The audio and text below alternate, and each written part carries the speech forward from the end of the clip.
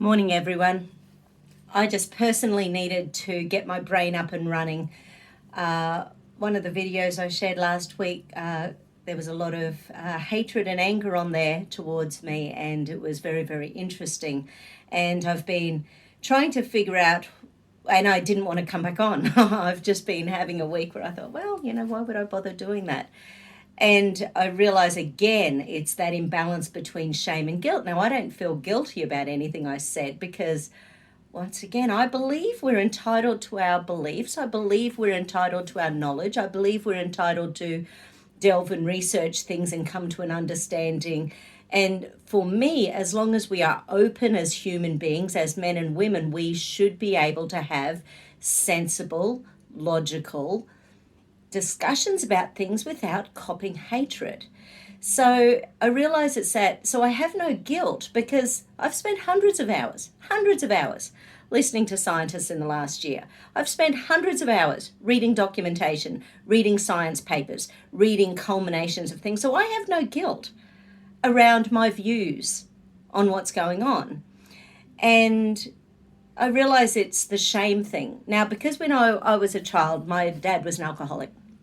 And during a consciousness, what was it called?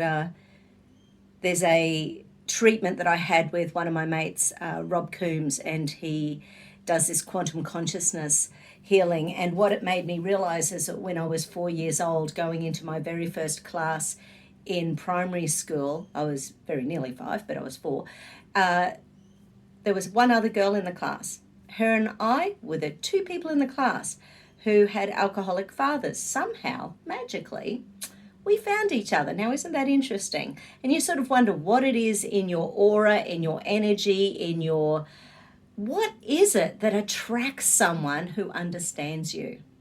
What is it that attracts someone to that energy that, so obviously I was putting something out. Obviously she was putting something out. Of those 28 kids in the class, we found each other, which is really interesting to me. So anyway, during this quantum consciousness balance, it came through this real shame. And there I was imagining my first day of school and feeling this oppressive shame on my chest. Now, once again, I haven't necessarily been feeling that the last week since I uploaded those videos, but there's been enough hatred come at me that it sort of made me think, why would I bother? Why would I bother? Why would I bother? But isn't that what this whole world is about? I heard a term yesterday. It's like it's the new apartheid.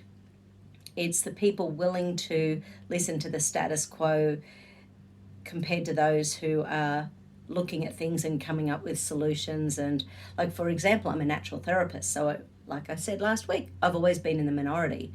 So I have always been in that, well, let's think what else we can do except for antibiotics. Let's think about what else we can do except for the jab. Let's think what else we can do, because many people have side effects to many drugs. So as a natural therapist of 27 years, I've got pretty good at trying to find solutions for people that are alternate. And yes, it's alternate. So the 95% of mainstream obviously hate my views. And I'm used to that. I don't have any shame or guilt over that because I'm good at it and I've been doing it a long time. And I constantly keep upgrading my skills. So this new apartheid is against those people who don't want to follow the mainstream. And I've never really followed the mainstream. I was vegetarian for 20 years. And now that I see that vegetarian and veganism as part of a bigger agenda, I'm still positively supporting people who want to do that. But it's not the be all and end all. I sort of listen to those people and think, yeah, well, I did it for 20 years. I never went to vegan, and I find very few healthy vegans in my clinic, but that's just me personally with the testing I do with the live blood and bioimpedance screenings and things like that.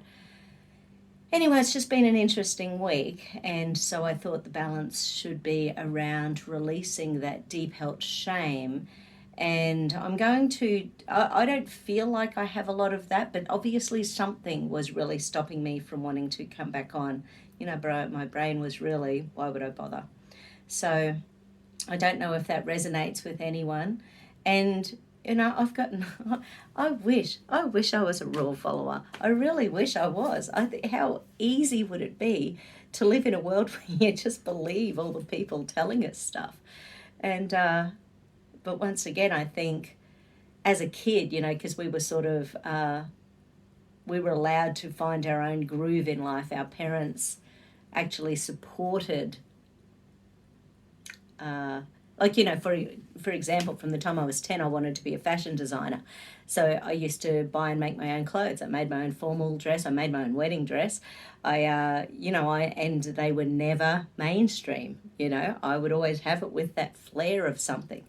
And, you know, and anyway, there's other stories associated with that because I'm not very good at finishing things. So, you know, there's whole other stories going on there. But it's just interesting. So that's what the balance is going to be around. Okay, part 2 coming up. Have a good one.